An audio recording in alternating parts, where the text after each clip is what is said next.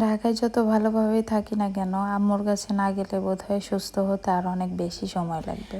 আর এদিকে লামিয়াও অসুস্থ হয়ে পড়ছে, তো ভাবলাম লামিয়ার পিছে পিছে বাসায় চলে যায় আম্মুর কাছে। লাম বলল যে কাল বাসায় যাচ্ছ, তো আজকে রাতটা চলো আমরা একটু বাহিরে কিছু খাওয়া দাওয়া করি।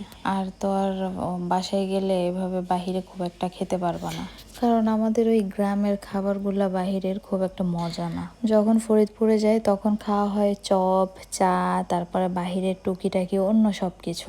এই রাইস আইটেমগুলা, তারপরে চিকেনের যে কোনো আইটেম কোনোটাই খুব একটা খাই না, কারণ মজা পাই না খেয়ে। তো সকাল থেকেই দেখলাম অনেক যানজট। এই হাউস বিল্ডিং পার হতে যে একদম সিগনালে প্রায় 20 মিনিটের মতোই দাঁড়ানো ছিলাম। তো তারপরে এসে কাউন্টারে বসে থাকলাম অনেকক্ষণ, আর অবশেষে বাসে এসে আম্মুর হাতের দেশি মুরগির ঝোল দিয়ে ভাত খাওয়া শেষ করে 1 কাপ চা নিয়ে জানালার কাছে চলে গেলাম। কি শান্তি! বাসায় আসলে মনে হয় অর্ধেক সুস্থ হয়ে গেছি। তো এই ছিল মিনি ব্লগ। টাটা, আল্লাহ হাফিজ, and thanks for watching. By.